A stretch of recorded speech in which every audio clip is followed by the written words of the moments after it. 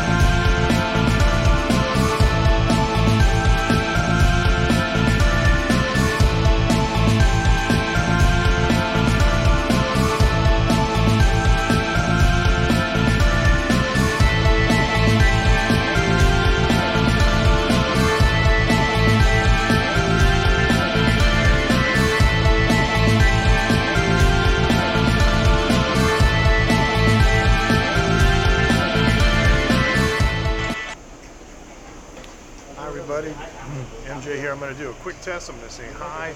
I changed the color. Yeah, hopefully you can see it better.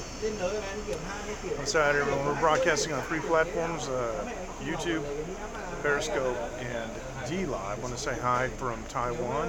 And I want to thank everyone recently for being so kind as to keep following me and keep watching my replays, because I haven't been on that much. I have just been... Man, I've been out of it. Like, I was sick so many times in 2019. I am so done with 2019. It's not funny. And it was really difficult for me to get through. I had been sick so many times. I just... many times I wanted to get on and do live streams, and it just wasn't happening. So let me say hi, everyone, on YouTube, because we've got YouTube comments, and YouTube comments are a little bit slower. We also have D-Live too, so they should be that should be coming in about another 5 seconds or less. We are at the Family Mart store here in Huko, in the industrial park, not too far away from where I live. So there we go. That's it right there. I changed it to a green to see if it would. If it's any more visible. The other thing I did too was I increased the font size, but it doesn't look like it's that big anyway. Yeah, and let me see. I wonder if D-Live is active on this device. If D-Live is active on this device, then I should be able to go to... Nope, never mind. Anyway, so hi everybody. MJ here. If you want to do a Q&A like we did tonight, that's fine. And, got some cool stuff coming up. We're going to Thailand on the 21st, which reminds me, I have to go update my Taiwanese document. Thank you. How are you, Sean? Nice to see you, sir. I have to upgrade. I have to update. I changed my passport. I got to go update my ARC. A PRC, actually. How are you doing, Sean? It's been a while, man. So yeah, I got some of that Pinoy sauce, that spicy Filipino vinegar that I got on some of these Taiwanese delicacies, like squid tentacles. Oh yeah, it's a Vietnamese kind of white pepper salt. White pepper is big in Asia. It's usually been in the U.S. and in Europe and Chinese food. Here, it's way more popular than black pepper, and I love it. I put it on a lot of stuff. Anyway, so yeah, we're going to Chiang Rai, Thailand for 1 week. And we're going to go spend a week in Bangkok. Oh, they did. That was nice. How long did it take from when you, when you put in the application? How long did it take? I think it's a week, right? That was nice.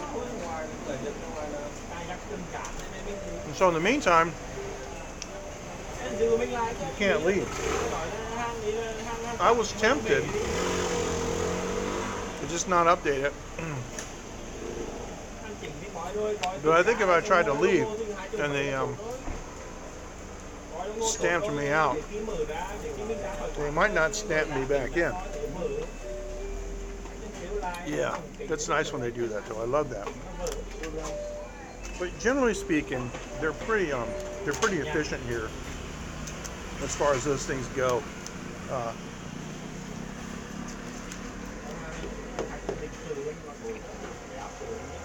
It's been a while. The APRCs are good for 10 years.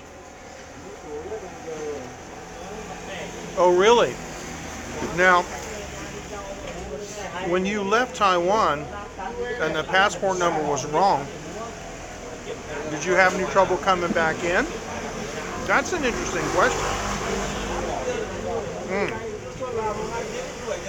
Was it a real hassle? Uh-oh, that's too bad. There's always YouTube too. We're on YouTube also. Yeah, I'd like to know what happened, man. I'd like to know if what kind of a hassle that you had going out and coming back in. Wow. Anyway, I forgot to do it. I've had my new passport for 3 months. And I just neglected to do it. Of course, I wasn't going anywhere. And the APRC is good for 10 years. The funny thing is, there's no expiration date on it. And so every other document that I've had, they send me a notice in the mail. And so I relied on that. And this time, didn't send me one. So yeah.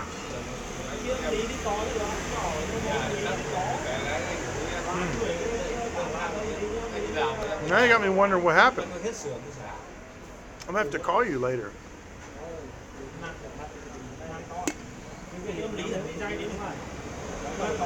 That's hilarious. I'm gonna see something. Hold on. No, I don't want to look at Twitch. Hold on. Hang on a second.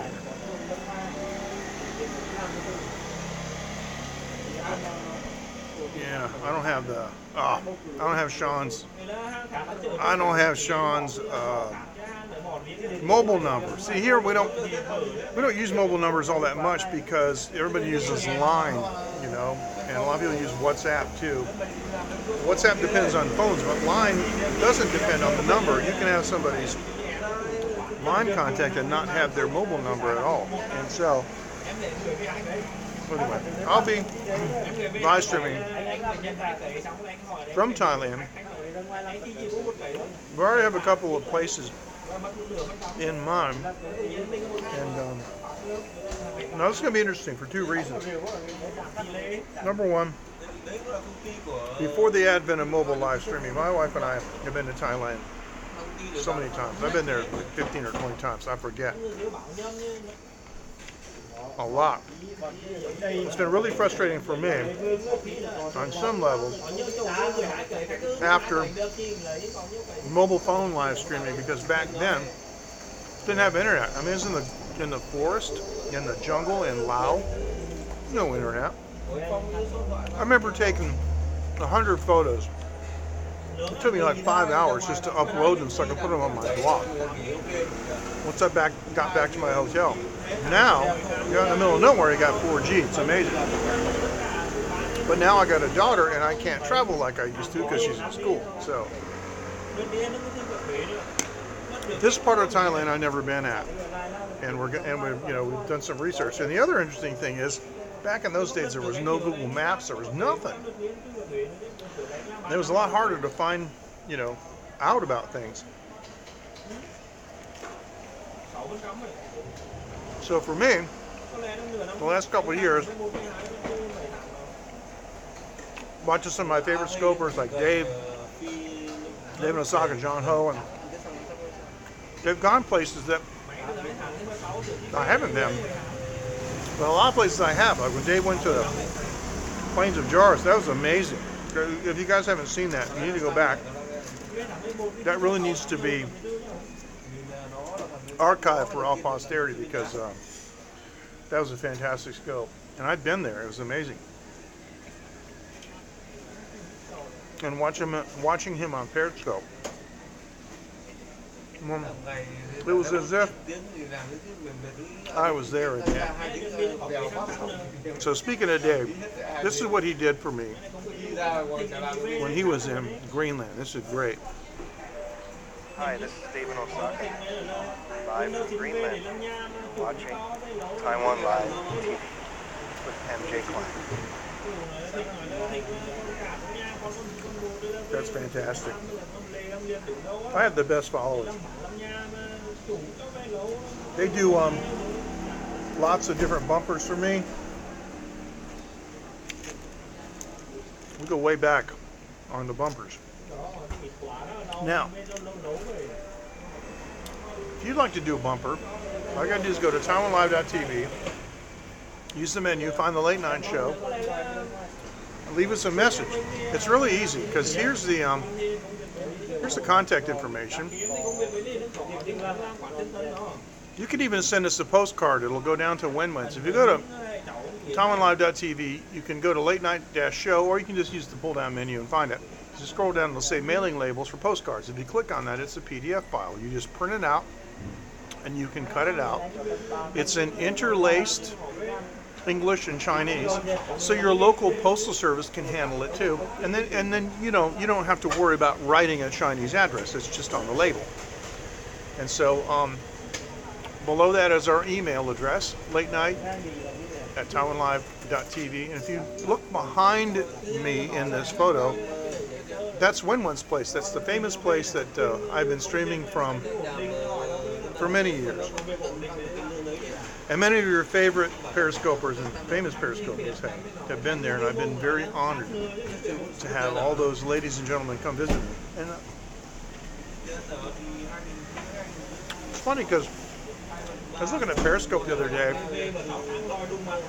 and I saw a scope by Yuka. You guys know Yuka. She's always showing Mount Fuji. She's Japanese. Travels around a lot. Loves travel. I met Yuka like 4 times. It's amazing. So, been really blessed. And the last famous scoper to come to Taiwan that I saw, I mean, someone that I haven't met before, of course, was Dave in Osaka. And we went to that incredible temple down in Junan, south of here. Now, what I want to do is I want to go back. I want to shoot some video of the part that you couldn't see. See, we had our Wi-Fi boxes. It was hard to get a signal in there, even with this. There are some things you just can't do anything about. But before I go any further, let me say, this is my sponsor, ivideo.com.tw. They're absolutely great. I've had a 2-year relationship with them. They supported me on my trip to the United States. I sent an email to them. I'm hoping that they'll make an arrangement for me to work with them, on my Thailand trip too. But this is a Wi-Fi battery bank. It's made by Xiaomi, so it's not Huawei. It's Xiaomi, and it is a battery bank. It's a 7800 milliamp hour battery bank. It's a single port, so keep your phone charged. But this puppy will run like 24 hours, and holds a SIM card. and your whole family can connect to it, and it makes it really super convenient because you can pick it up at the airport, drop it off at the airport, or they can send it to your house and you can drop it off in the airport. When I went to the United States, they sent it to my house by courier. I came back in on Terminal 2 at the airport. I went over to Pelican and I just dropped it off, signed a piece of paper, and I was done. No lines, no nothing. Couldn't have been any simpler. Because the last thing you want to do when you're traveling is wait in that line for SIM cards. I can't imagine that. I don't do that anymore. I prearrange. So, depending on what platform you're watching me on now, either look in the video description or in the profile and you will find our URL and a 10% discount. Now you get that 10% discount every single time you use the service, not just the first time. And the other cool thing that I love about iVideo.com.tw is that they price match. If you make an arrangement to rent one of their services, whether it's a SIM card or a Wi-Fi box or whatever it is, and a competitor comes out with an ad that shows it for a lower price, you show them the ad, you get the price. I love that. That's good business.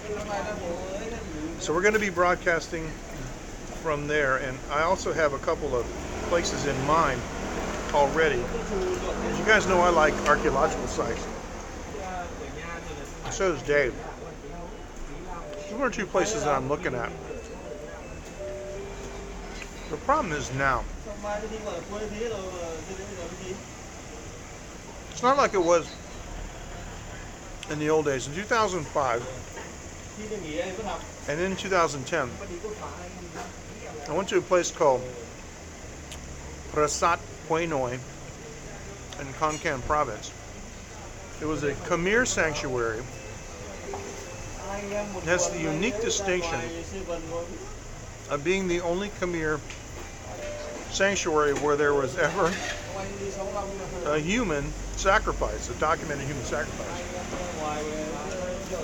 Went there 2 times. Absolutely nobody there. Nobody. We had it to ourselves. And so, but these days, people are more affluent, a little more disposable cash, plane flights are getting cheaper. Go places now and they're crowded. If you want to take a picture, it's hard because so many people move away. Anyway, so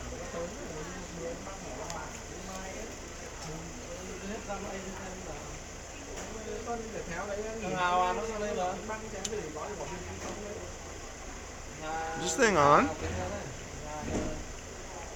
Hard to believe that we don't have any more comments because Sean stopped by. Well, wow. That was it. You know, Casper scoped the place. And Yangming, see if I get this in there. Yangming Park, Yangming Mountain. And it's an active volcano. You know, that's just so funny because I saw this 20 years ago, the first time I ever came to Taiwan, and I never thought to go there and scope it. It's just, but there's some sulfur and smoke and stuff. And it stinks, man. It smells like rotten eggs. That's what it looks like. Pretty cool. Yeah. So that was good. I haven't been there in a long time. And they have like hot water, you know, just in the, you know, just hot water just coming out of the ground, you know. Everything's hot, the rocks are hot and stuff. Yeah, so it's pretty cool. It's geologically active. Yangming, they call it Yangming San, which means Yangming Mountain. Yangming Mountain. And it's in the Taipei area, North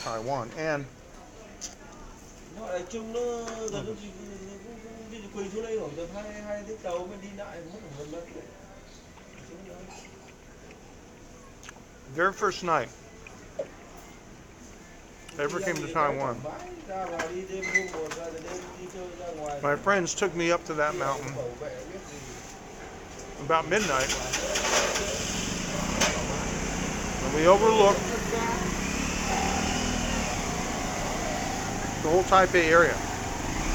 It's fantastic. The first day I came to Taiwan was incredible.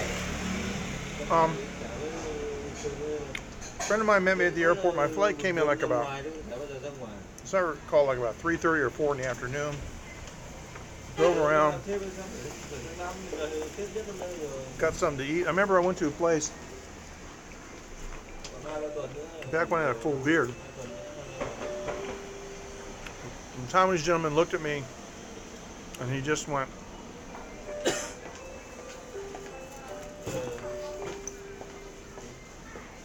and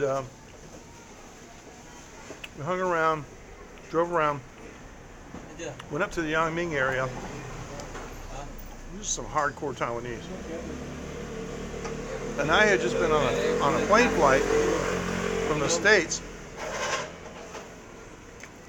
And I stayed up to like 3:34. Took me to KTV. The first night I was ever in Taiwan, they took me to KTV. It's pretty amazing. I like that. Very Taiwanese. So if you come to Taiwan, it's your first time, I'll take you to KTV.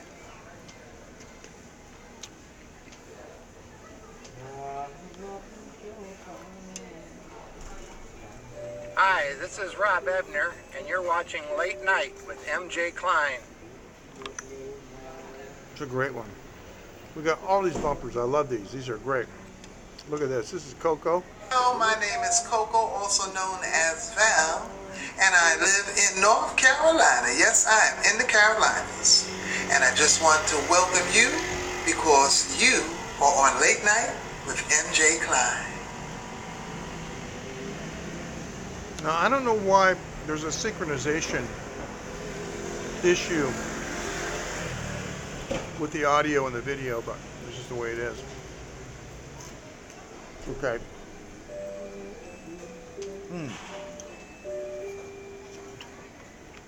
Deep fried chicken skin. Boy, oh boy.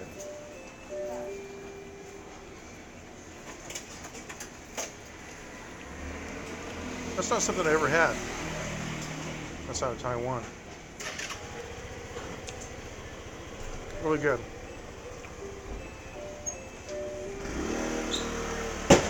Two nights ago, on Friday, we had a really nice crowd. And Q&A going on. It was fantastic. Tonight's amazing though. There's not. Yeah, people are busy, I guess, on Sunday. We'll do a quick YouTube test.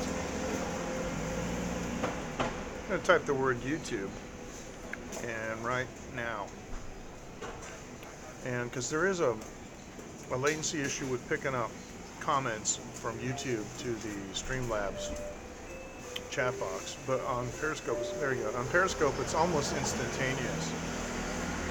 It's scary how instantaneous it is on Periscope, because if I do the same kind of a test on Periscope, I also extended the length of time that it stays on the screen to 15 seconds. Now this is Periscope. Ready? 3, 2, 1, go. There it is. It's pretty amazing. Their API is quite remarkable. So yeah. So JL, man, is traveling around in Argentina. Fantastic, man. Fantastic. Yeah, we had a good night the other night. down at Win-Win's on Periscope and YouTube. It was good. So I got to do some more cultural stuff locally. Maybe some temples. Maybe some. You know, it's been a long time since I even did a walk around, and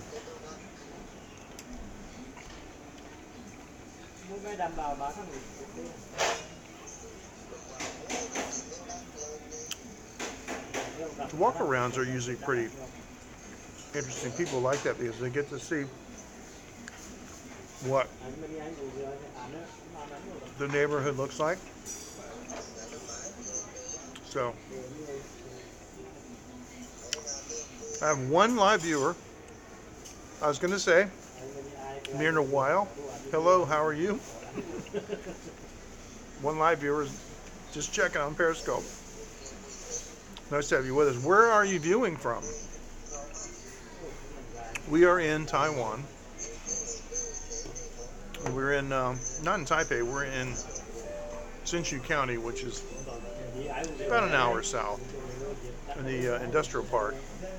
A lot of factories and factory workers, like Vietnam guys over here, factory workers and stuff. So, excellent. I just got some deep fried foods from the place over there. Taiwan is an absolute foodie destination, and it's really quite remarkable how good it is.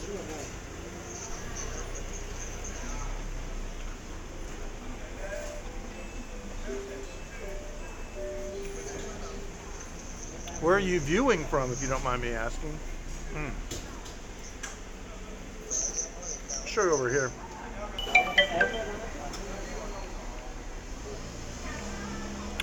That is a place that does boiled foods, and it's called Lu Wei. It's kind of a salt flavor. Now, I don't usually handhold stuff. I'm going to do this.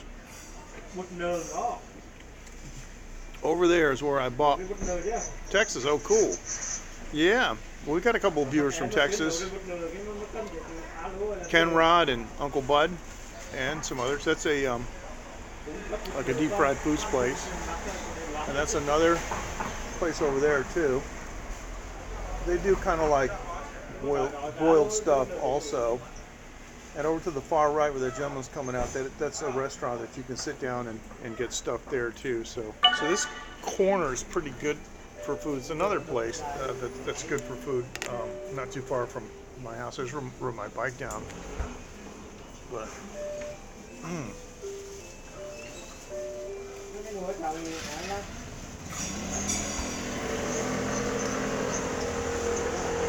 This is a convenience store known as Family Mart, or Jinjia in Chinese, and Taiwan is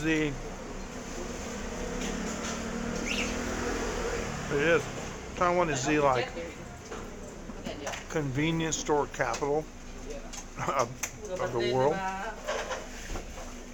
If you look at 7-Eleven on Wikipedia, there are only a few places that have more 7-Elevens than Taiwan. But the unique thing that Taiwan does have often is 7-Elevens across the street from each other, or only like down like maybe 50 meters and across the street. It's incredible. The proliferation is just outrageous. But there, you know, the population will support it, and people will walk ahead and go to a store on the same side of the street rather than cross over and go to a store on the other side.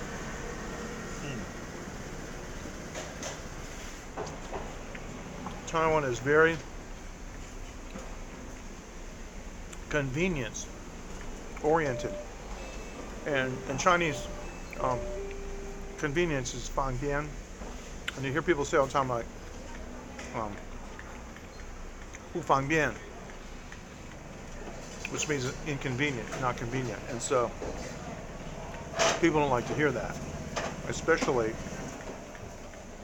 people who are selling things, who are vendors and so forth, and restaurants, they want to hear the customers say that everything is convenient.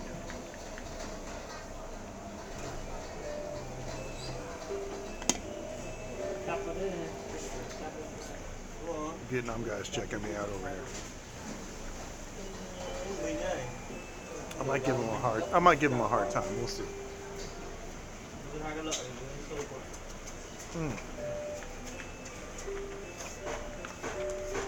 I put this fantastic spice fermented coconut vinegar on this food tonight. It is sour, but boy, is it good. Vinegar has a lot of health benefits too.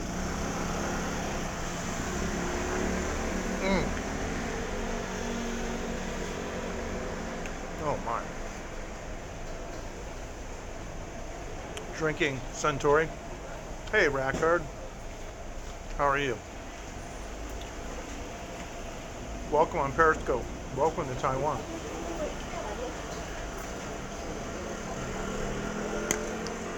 Where are you viewing from? Well, I've got a lot of green beans here. I love these deep fried green beans, and I got them marinated in a spiced vinegar. Sylvia, how are you? Welcome on YouTube. Always a pleasure to see you. Sylvia, I know there's a lag, but have you seen this before? This is a fermented spiced coconut. It's got, peppers and onions and what else is that? Oh, of course, garlic. Gotta shake it up. It's like really, really thick. It is like so incredibly sour, but with the vinegar and the garlic flavor mixed together with the hot peppers, oh, it's really just it's xiao la, but swan, like really, oh, how swano, just really, really, really sour, but I love it. And I got some deep fried stuff from over there, and I just, put the vinegar in the bag. Man, oh man. Wow. It's really something. Yeah. I wonder if you've seen that before, because Filipino restaurants around here will have it, and usually they make it themselves. But there was one restaurant that I used to go to in particular that had calamares, and it is. And the calamares, which is the fried squid or fried octopus. And anyway, so deep fried, and they would have that.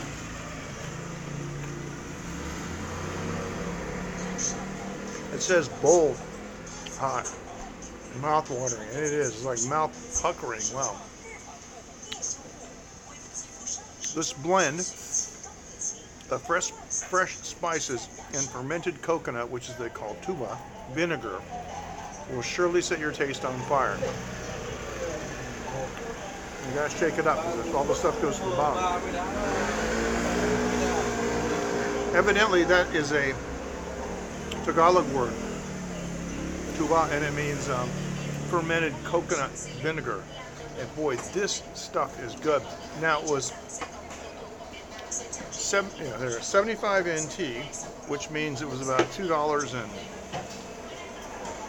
I don't know, 20 cents, something like that. Can't go wrong. $2.40 something, and it is fantastic. I'm going to talk to the Bootsy guys about doing something similar to that with the sauce, because we're going to have different versions. And I might need to consult with you, Sylvia, on Indonesian flavor version. Yeah.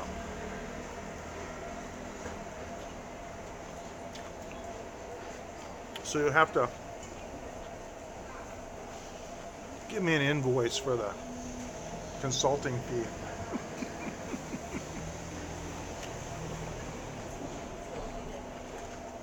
It is tasty, Miriam. It's Family Mart right here. I rode my bike. It's like 3 blocks up from Win-Win's. I do. Everything. My neighborhood, look if you look at Win-Win's, one end is the 7-Eleven, then there's Win-Win's, then there's a Jar Jar store, cool. That Southeast Asian store where I bought that. Then there's a High Life, and you go down another 2 blocks, and it's Jinjia, and here it is. And I think a lot of their food was actually quite good. I mean, 7-Eleven's really up their game. See, what a lot of people don't know, because 7-Eleven is from the States, but it's more developed in Asia than it is in the States. I mean, they have an executive chef that really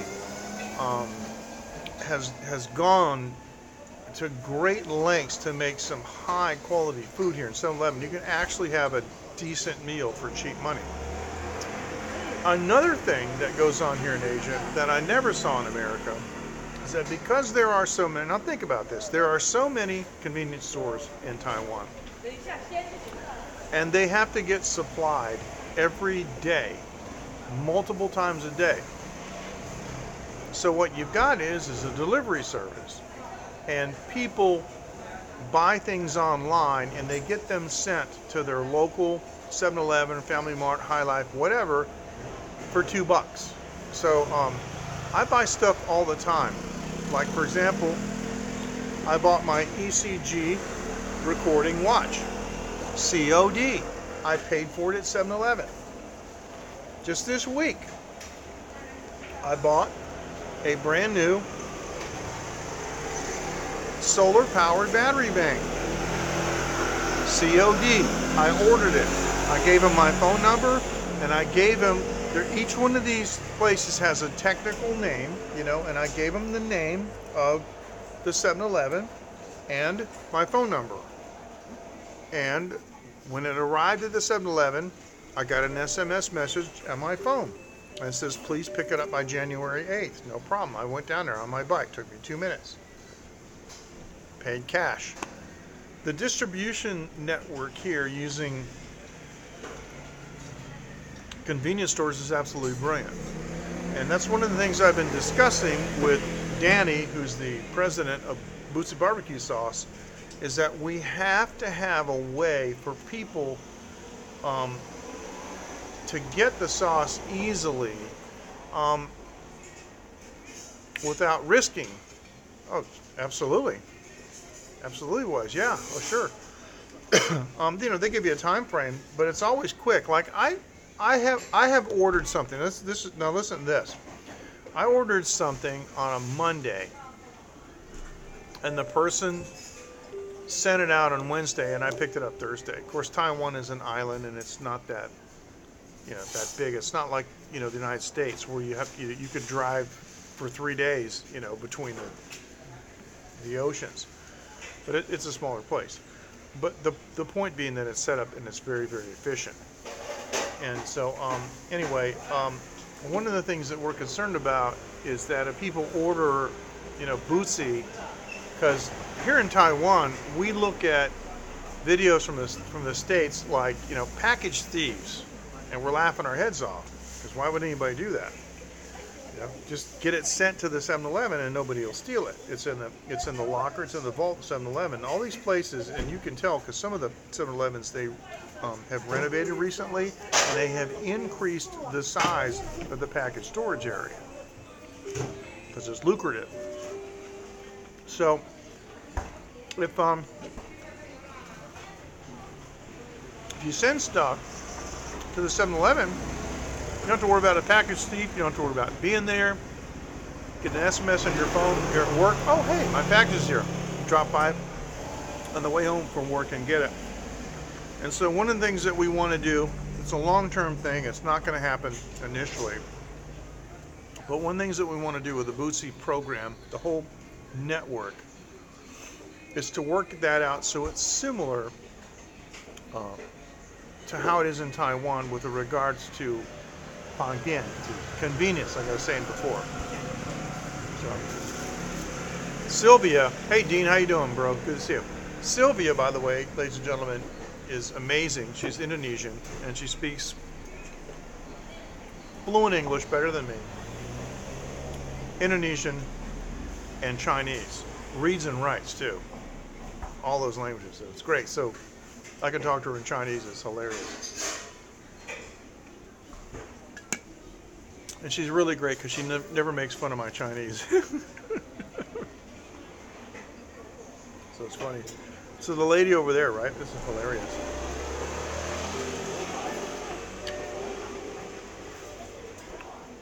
I don't go there too often. Hello. Hey, 你好。你好。哦，真的讲不错。我就说你好，没有什么多了。没咋客气啊。Taiwanese people are so cool. They're so funny. Now, Sylvia, if you're still with us and you heard that, it's hilarious. I said hello in English, and I just said hello in Chinese.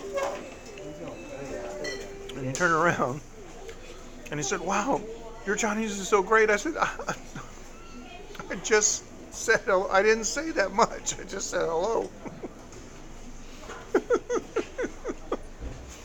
That's funny. The lady over there, I don't come over here too often, maybe 3 or 4 times a year, but I've been coming, here 3 or 4 times a year for 10 or 15 years. And so tonight she asked me, she said, why did you come to Taiwan? And I said, for business. My wife runs a business. It's funny because she said, are you from Ukraine?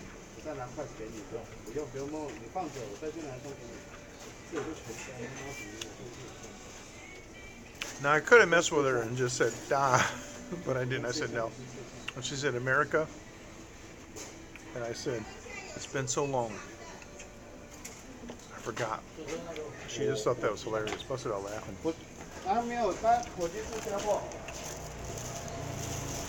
The Taiwanese people absolutely love humor. They have a highly developed sense of humor. See, this is a problem sometimes. When you can't understand the language the other person is thinking, or speaking, it's a natural thing. It shouldn't be, but we naturally don't appreciate, that they have the same emotions, the same hopes, the same desires as everybody else. They just want peace, they want, security, and they want to raise a family and things. And so, it doesn't occur to some people that, like, somebody from Taiwan might have a fantastic sense of humor, but they do.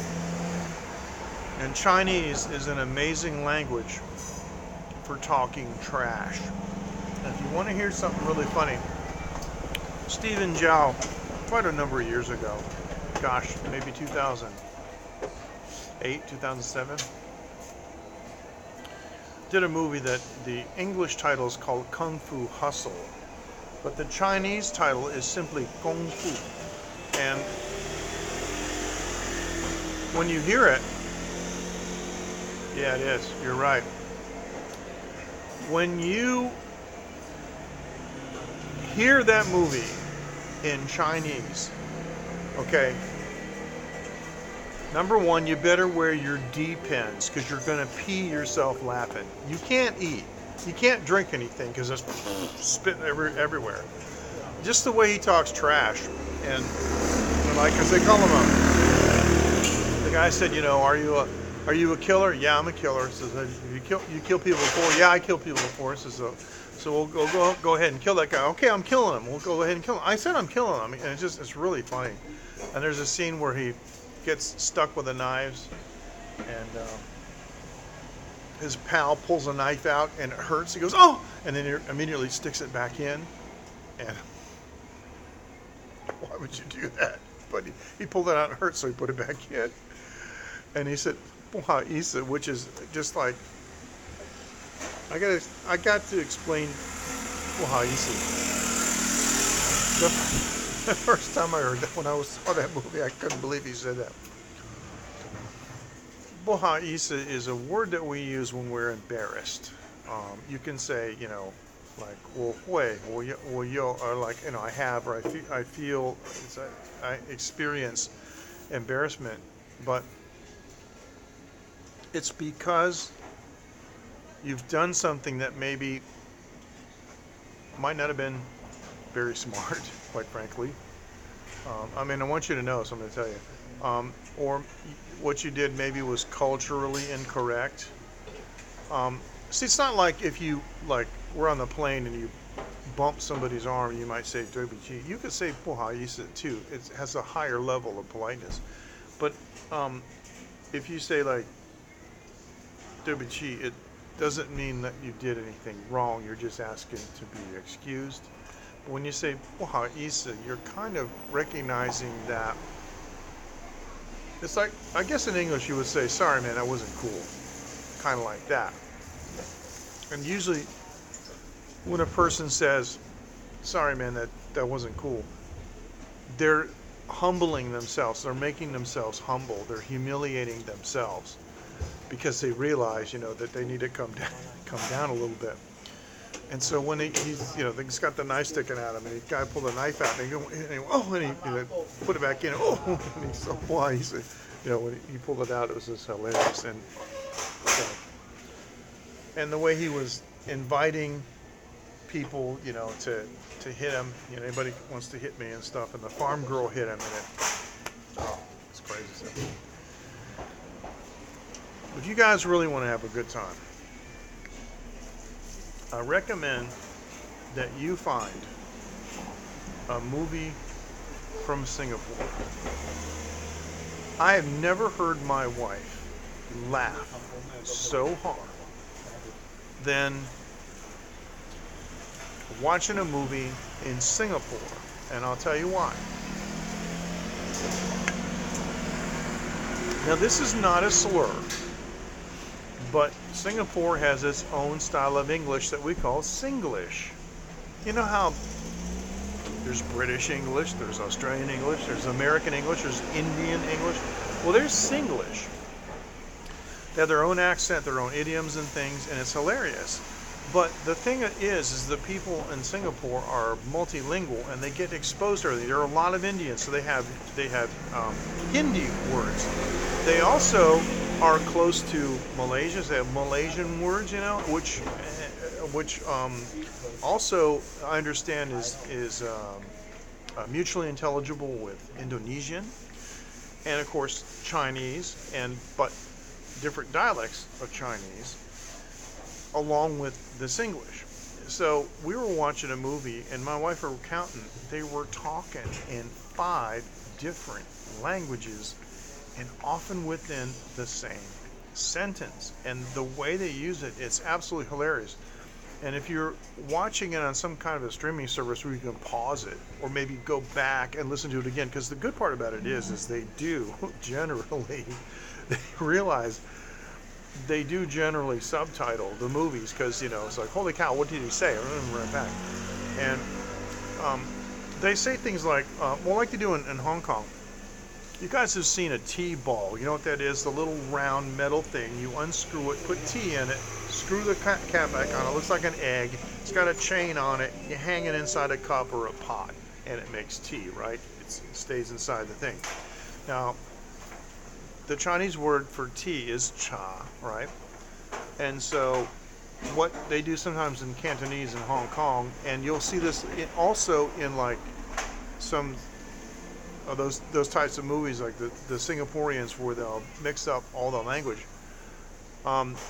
We would say a tea ball, but they would say cha ball, and it means trouble. Oh, cha ball. Oh, So it's really funny every time I say ta ball, and you go, oh, he's saying that.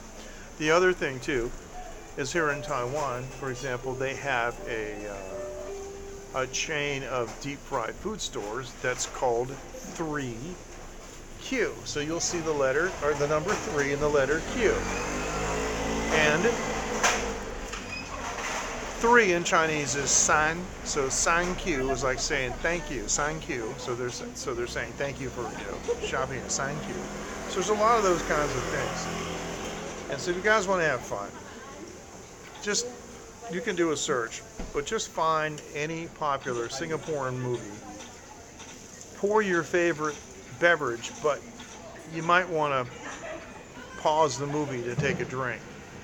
Because I got to tell you, like I said, I've never seen my wife laugh so hard. And we didn't understand everything that they said. And that's the fun part of it. The fact that these guys are just so interchangeably fluent and can just throw all this stuff in. You know, they're throwing Malay in on top of Chinese and Singlish. And it's just, oh, really something. So it's really shaped up to be a nice night. It's about, I'd say it's about 17 or 18 tonight. I got my leather jacket on, but there's no wind. But I do want to say I was very, very disappointed last night. I talked about the meteor shower that I wanted to see on Friday. You know, it was on when I was on, and on the Friday night, late night. Oh, by the way, I shaved since then. You know, I'd been sick, but I've shaved now. And oh, tonight, by the way, I was in my studio tonight, and I started working on a new tune. I got a new tune coming up. It just came to me, and when the songs come to me, I like to just throw them down. I got a new tune that has a very strong kind of dance feel to it, but it's rock. Believe me, it's dance rock, which I think. I mean, Wikipedia doesn't credit me for that, but I think I invented that. If you go to Spotify and you look up recording artist MJK, I have a song called Gotta Keep Dancing. That's dance rock. I did that in 1995. I don't think anybody's ever done anything before that. I think I'm the guy that put those two genres together. But I was talking about the meteor shower, and I stayed up as late as 4 o'clock in the morning looking, and there's nothing. Friday was clear, Thursday was clear, beautiful, and nighttime was clear. I was seeing constellations and individual planets and naked eye nebula that I hadn't seen in a long time in Taiwan, and I thought, oh, this is fantastic. You know, Saturday night, Sunday morning is going to be great. And sure enough, you know, about 9 o'clock or so in the evening, it was crystal clear, and I was like, wow. There's, you know, Polaris, and Polaris in Taiwan is pretty dim. Then about 11:30, the clouds rolled. It started out as a fringe around the horizon. I noticed it because the setting moon was fuzzy. I'm like, oh no. And I looked up and there were a couple of bands across. And then it got to where there was only one spot in the middle of the sky that was open. And I just laid on my back on the roof. The problem with the quadritids is that the peak. I mean, if it was audio, it'd be a really peaky Q, okay? The peak is, of course, you know, the point where you get the maximum number of meteors, you know, per hour. And it's like 120, 140. But 6 hours either side of the peak, and it drops down to like 2 an hour. And the problem is I had two things working against me. Well, actually 3 things. Time, because the peak was 9 hours UTC, and we are 8 hours plus UTC. So that would have been 9 and 8. So it would have been, what, 1700? Is that right? So, no, 1800. So, yeah. And the problem is it's too early. And so, anyway. No, wait a minute, what am I doing? 1700. I can't even add drinking. Yeah, it doesn't matter, because the point is that The radiant, that is the point in the sky from which the meteors emanate, was below the horizon until after midnight. So by the time I saw them, it was too late. But I was looking 2 nights ago, but I guess what I should have done was, I guess I should have looked. I was up, I didn't feel like, I was in the studio working and I got really tired, I didn't feel like going on the roof. But I should have looked, I guess, on late Friday night. I did the live stream, I went back to the house, I went upstairs and checked out a couple things. When I work in the studio, I take a break for a day or two and go back and just take a fresh listen. I'll load the mix and listen to it, and I'll load the parameters on the console and everything, and listen to it, and then make some notes and then turn it off. And I didn't go upstairs. Maybe I should have looked on Friday, because we may have had some of the meters on Friday that didn't show up on Saturday. But I didn't do that, and that's how it is. So, and I have been trying so hard to get my daughter Phoenix to see meteorites, and this is the second year that I've taken her out for 2 times. Last year I took her out 2 times, they're clouded over both, and this year clouded over both and nothing visible. And so, but a month ago we did go up to the mountains in Shinpu, and we did see 2. My wife saw one. The clouds are overhead and there's this band around the horizon. We saw a big one go by the horizon, and we were looking up and saw like all these clouds coming through really, really fast, and there was a hole, you know, and we saw one go through the hole. So we got a grand total of, like, if you put half and half together, we saw 1. But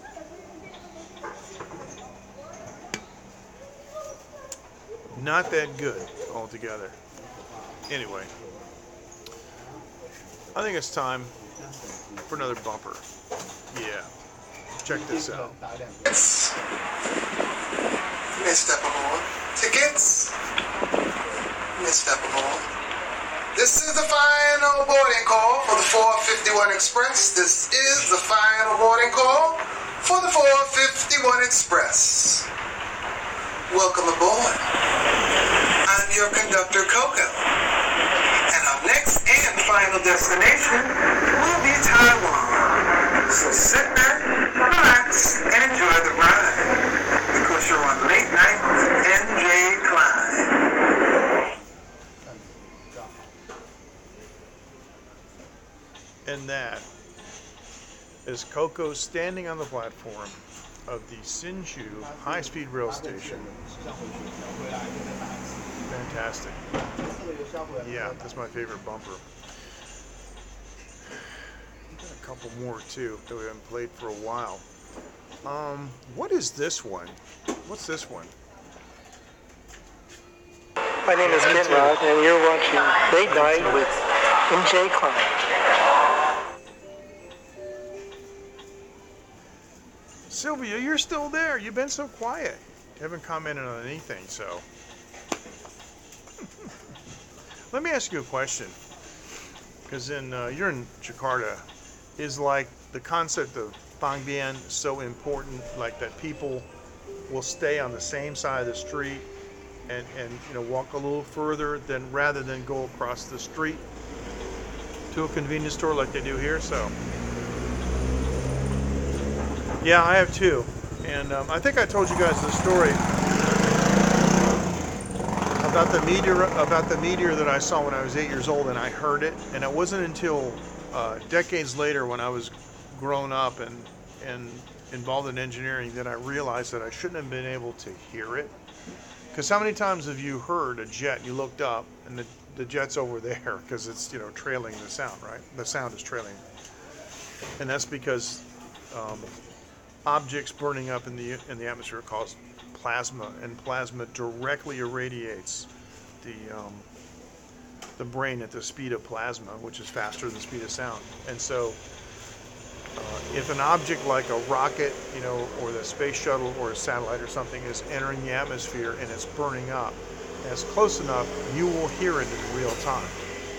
But yeah, I was telling Phoenix that in any given day, I mean, I don't know, it's millions of tons or thousands of tons or tons and tons of meteoric dust and debris strike the earth. And, you know, I tell her that God put the atmosphere here for one reason, to protect us from those things. And where we're going in Thailand is so, okay, sure. Yeah, because it's getting bedtime there. Because in Thailand, where we're at, going to be out in nowhere. We're going to be able to see bazillions of stars. Here in Taiwan, you know, the concept of fang bian is very important. You know, fang bian hen zhong yao. So people they'll put like 7-Elevens on opposite sides of the street, because people won't walk across the street. They'll just stay on that side and walk like another 15 or 20 meters or something like that on the same side of the street to go to the next convenience store, rather than walk across the street. So if they don't put them on both sides of the street, they don't get the traffic. Because, you see what I'm saying? If the 7-Eleven is over on this side of the street and they're on this side of the street, if there's a Family Mart ahead, then they'll walk to the Family Mart as opposed to walking across the street to the 7-Eleven. So they got to put 7-Eleven on both sides. And you see that a lot. And they offset them a little bit, you know. But yeah. I didn't notice, of course, the only time I've been to Indonesia was when I went to Bali. And by the way, Sylvia, you gave me some excellent information and insider information and some cool stuff, and you taught me some Indonesian words and things. And Sylvia also gave me the names of a couple of apps. And one of the things I did right away, man, was I downloaded that Bluebird app. I don't think I told you the story, did I? Of the one taxi that we took that wasn't a Bluebird. Oh boy. So I know you're brushing your teeth, and you can answer about the convenience store thing in a minute. But we were going from our hotel on, you know, sunset. We're going down to Kuta, to the beach, and we had always used Bluebird, you know. Yeah. Well, okay, there you go. Because they know if they don't do that, then they're not going to get the business. Yeah, amazing.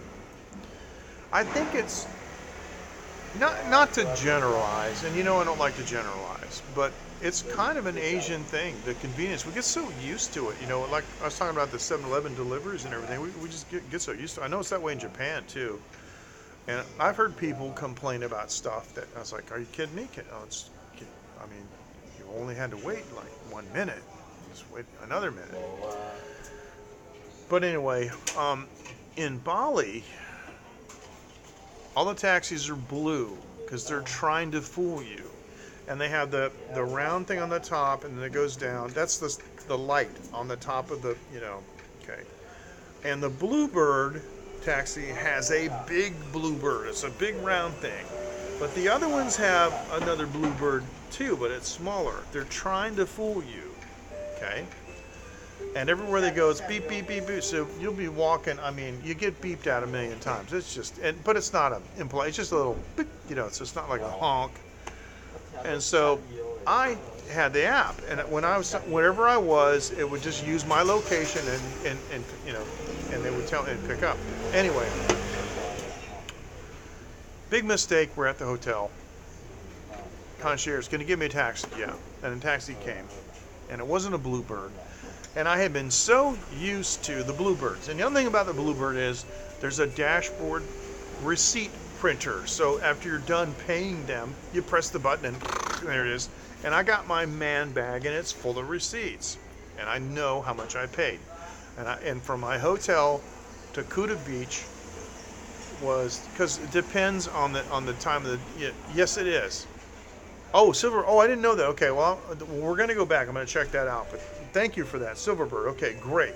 Thank you. See, yeah, you are a wealth of information, and you helped us out a lot on that too. Appreciate it. I told my wife all about you, so. Marina, thank you so much for staying so long. You know, welcome, and please subscribe to TaiwanLive.tv on YouTube. I don't need subscribers on Periscope, but I need them on YouTube.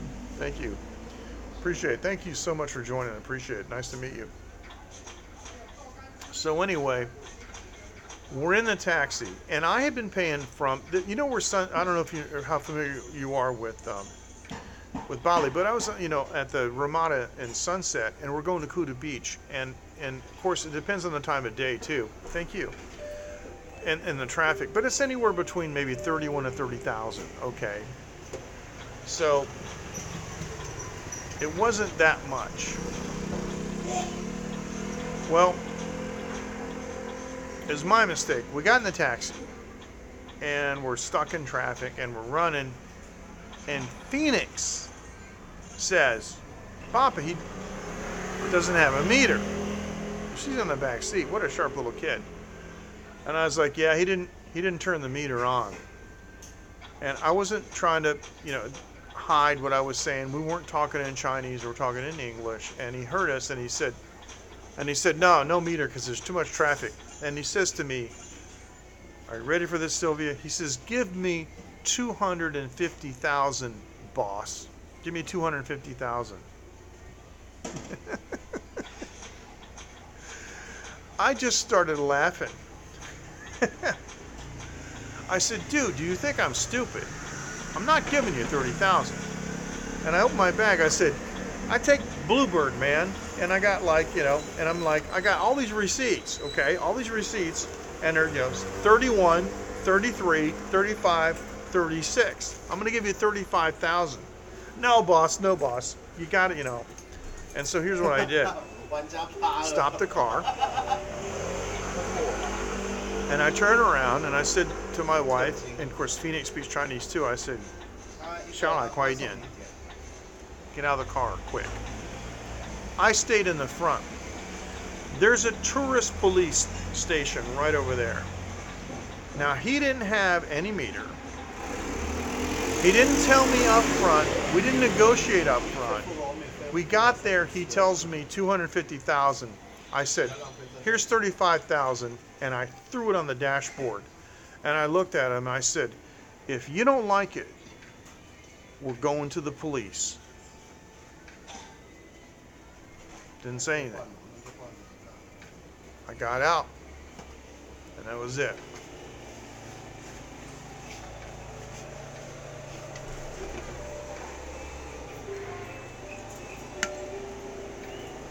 $250,000 IDR. Okay, I recognize that it's, you know, it's a bargain, and it's, you know, I could say, oh, okay, I guess I'm a rich American, I can afford it. But cheating is cheating. That's not the point. Whether somebody can afford it or not is not the point. It's cheating. When we were in Vientiane, Laos, back in, yes, oh, okay, good, the Silverbird, okay, good. See, I had the app, but like I was saying, on that particular occasion, I made the mistake, and I asked the concierge to get me a taxi, and it slipped my mind, because every time before, I don't say get me a taxi, I say get me a Bluebird, and then get me a Bluebird. Okay, good, I'm gonna check that out, thank you. So, we're in Vientiane, Laos, and we were at the market, and of course, you know, Vientiane is the capital of Laos, and prices are a little upscale. And we're looking at this store, and this lady, I mean, my wife wanted to put her hands, you know, around this lady's throat. We're looking at silk scarves. Now, my wife and I are not newbies, and we spent a lot of time in northern Thailand. Later on, we went to a silk manufacturing area in Laos, in Ponsavan in northern Laos. And we've been to the places like Sabua in Thailand, near Muang Pon in Kon Kan, and bought silk directly from like the ladies who make it. You know, like this house, they're taking the thread off the cocoon. And by the way, I don't know if you know this, but a silkworm cocoon is a single thread.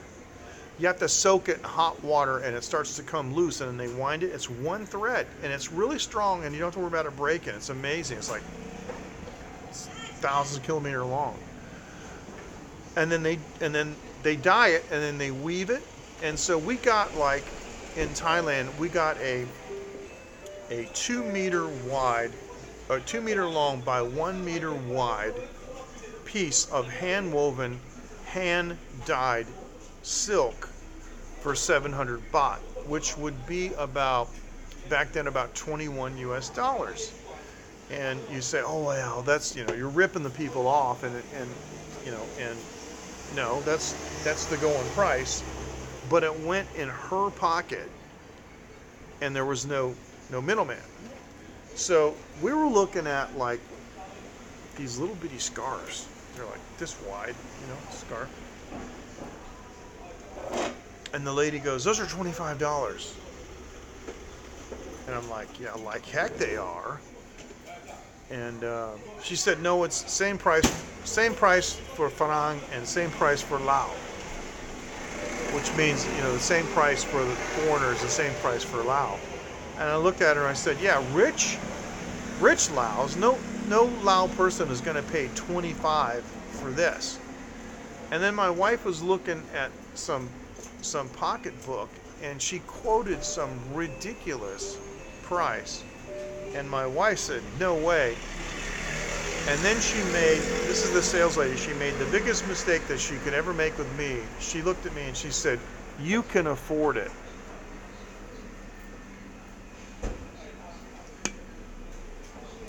Yes, I can. I'm going to leave here, and I'm going to get on my private jet, and I'm going to go to Ponsavan, and I'm going to buy a scarf at the village, and I'm going to pay them 25 bucks, because you got that thing for 4 bucks, and you know it. I can't stand it. Anyway. So in Chiang Rai, the good thing is we're going to be staying with my good friend, Dr. Sujanya. That's her first name. I'm not going to tell you her last name. But she's Mr. Banchob's wife. Mr. Banchob is in Australia with his daughter. And we've known them as a couple since like 2005. And so she's got this beautiful house in Chiang Rai. She invited us to stay there. And so we have her, you know, to help us, you know, figure out what to do and arrange for transportation and stuff. And also Xiao Hui, our old friend that used to run the restaurant over here, has a real estate business in the Golden Triangle. And so she is actually Burmese, speaks Burmese, Thai, and Chinese. She's ethnically Chinese, but born in Burma. And so we're going to try to hook up with her. And she's got the hookup. We may go over to Myanmar. I don't know. I don't think we're going to go to Laos this time, but I'm really looking forward to the cuisine, because the Golden Triangle has such a mixture. There is a restaurant over here in my neighborhood called the Golden Triangle, and they have a combination of Yunnan, China, and also some Lao and Thai dishes, but it's not quite the same, and the longer it goes and the farther away, you know. But Lao food is different than Thai food, and it's different than Yunnan. And there is a Yunnan restaurant in Jubei that's really interesting. It's Chinese food with a Thai twist to it. It's really interesting, and I like it a lot. So I'm really looking forward to that. So I'm going to be doing some food scopes. You better believe it. Now, I don't know if I'm going to bring Bootsy or not. But yeah, we're going to be definitely doing some food scopes. So I want to say thank you to my sponsor, ivideo.com.tw. Please, whatever platform you're viewing, either check the description or the profile. You get a URL, 10% discount code. This is what you want. You want the battery bank. When you check out, it's the YouTuber code. Put it in on the YouTuber code. Okay, that's the code that you get, you know, looking at the profile or the description. Battery bank lasts all day. 10 people can connect. No waiting. It's fantastic. Thanks, everybody. Thanks so much for joining. I got a split. I'm going to go home and take it easy, put my feet up, and watch some 1950s black and white monster movies, because that's what I love. You guys take care. Thanks so much for joining. MJ Klein here for Taiwan Live TV. Have a good evening, afternoon, morning, wherever you are in the world. I like to say one an, good night, and 谢谢感谢你. Thank you so much for joining. Thanks, Dean. Take care. Thanks, Sylvia. Thank you, Myrna, and everyone else who joined. Take care now. We'll see you. Bye-bye. Yep, this is the end.